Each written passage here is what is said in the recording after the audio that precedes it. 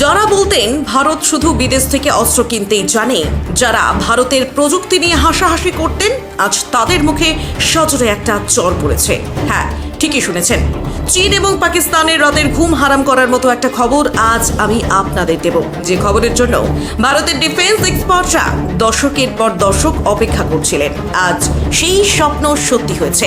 ভারত সম্পূর্ণ দেশীয় প্রযুক্তিতে তৈরি করে ফেলেছে তার প্রথম এক্সপেন্ডেবল টার্বোজেট ইঞ্জিন।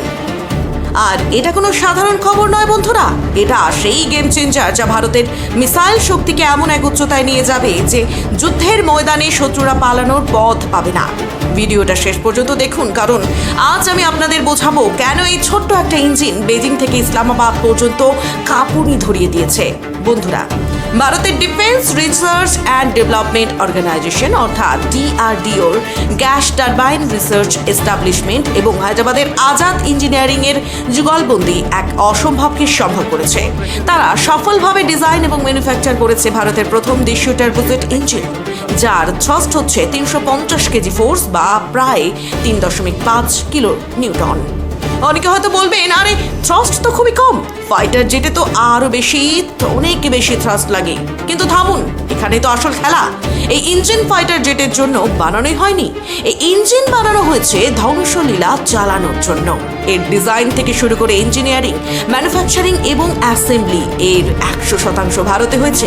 অর্থাৎ আগামী দিনে যুদ্ধের সময় আমাদের আর রাশিয়া, আমেরিকা বা ইসরায়েলের দিকে ইঞ্জিনের জন্য হাত পাততে হবে না। আমরা এখন খুশি, যত খুশি ইঞ্জিন বানাবো আর শত্রুর ঘাঁটিতে লঞ্চ করব। আপনাদের মনে প্রশ্ন আসতে পারে, এই এক্সপেন্ডেবল কথার অর্থ কি?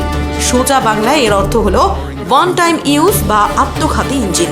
একটা ফাইটার জেটের ইঞ্জিন হাজার হাজার ঘন্টা ওড়ার জন্য বানানো হয়, যার মেনটেনেন্স খরচ প্রচুর। কিন্তু এই এক্সপেন্ডেবল ইঞ্জিনগুলো বানানো হয় শুধুমাত্র একটা মিশনের জন্য। এই ইঞ্জিনগুলো বসানো থাকবে আমাদের মিসাইল এবং ড্রোনের ভেতরে। এরা মিসাইলটাকে প্রচন্ড গতিতে দীর্ঘ পথ পাড়ি দিয়ে শত্রুর ডেরায় নিয়ে যাবে, আর তারপর বুম, টার্গেটের সাথে সাথে এই ইঞ্জিনও ধ্বংস হয়ে যাবে। যেহেতু এটাকে ফিরে আসতে হবে না, তাই এই ইঞ্জিনগুলোকে অত্যন্ত সস্তায়, দ্রুত এবং হাজার হাজার সংখ্যায় তৈরি করা সম্ভব। ভাবুন একবার, যদি কাল যুদ্ধ লাগে, তবে আজাদ ইঞ্জিনিয়ারিং এর মতো দেশীয় কোম্পানিগুলো ফ্যাক্টরিতে দিনে শত শত এমন ইঞ্জিন বানাবে। আমাদের মিসাইলের সাপ্লাই চেইন কোনো দিন শেষ হবে না। শত্রুরা একটা মিসাইল আটকালে আমরা 10টা ছুটব। এটাই হলো আত্মনির্ভর ভারতের আসল শক্তি। এখন প্রশ্ন হলো, এই 350 কেজি থ্রাস্টের ইঞ্জিন কোথায় কোথায় ব্যবহার হবে? প্রতিরক্ষা মন্ত্রক সরাসরি সব তথ্য ফাঁস করেনি ঠিকই, কিন্তু ডিফেন্স এক্সপার্টরা জানেন এর আসল উদ্দেশ্য কি। 1. Long range land attack cruise missile. নির্ভয়ের মতো বা আগামী প্রজন্মের যে কোনো ক্রুজ মিসাইলে এই ইঞ্জিন বসিয়ে শত্রুর বাংকার, রাডার, স্টেশন, এয়ারবেস নিমেষে ধুলোয় মিশিয়ে দেওয়া যাবে। Air launch cruise missile. আমাদের সুখোই বা তেজস ফাইটার জেট থেকে ছোড়া হবে এমন মিসাইল যা এই দেশীয় ইঞ্জিনের জোরে শত শত কিলোমিটার দূর থেকে শত্রুকে টার্গেট করবে। 3. লয়টারিং মিউনিশন, যাকে আমরা কামিকাজে ড্রোন বা আত্মঘাতী ড্রোন বলি। আকাশে ঘন্টার পর ঘন্টা চক্কর কাটবে আর সুযোগ বুঝে শত্রুর ট্যাঙ্কের উপর আছড়ে পড়বে। 4. High speed decoy system. শত্রুর এয়ার ডিফেন্স সিস্টেমকে বোকা বানানোর জন্য ফেক টার্গেট বা ডিকয় বানানো হবে, যাতে শত্রুরা তাদের দামি মিসাইল ফালতু নষ্ট করে। চীনে এতদিন গর্ব করত চীন যে তাদের মাস প্রোডাকশনের ক্ষমতা নিয়ে।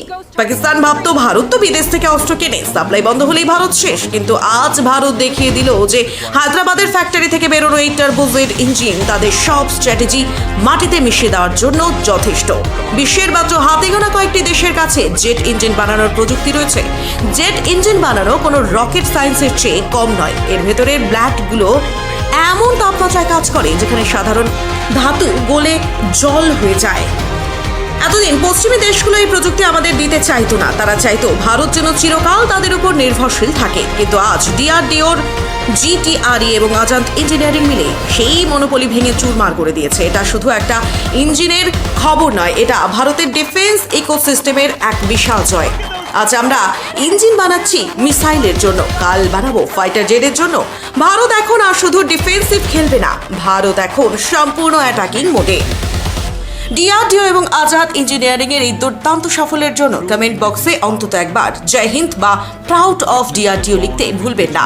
ভারতের এই ডিফেন্স আপডেটগুলো যদি আপনার রক্ত গরম করে দেয় তবে এখনই ভিডিওটা লাইক করুন এবং প্রতিটি ভারতীয়র কাছে শেয়ার করে দিন। সাবস্ক্রাইব করে বেল আইকন টিপতে ভুলবেন না, কারণ আমরা এভাবেই আনবো দেশের সবচেয়ে এক্সক্লুসিভ আর কড়া খবর। ততক্ষণের জন্য ভালো থাকবেন, সতর্ক থাকবেন। জয় হিন্দ, বন্দে মাতরম।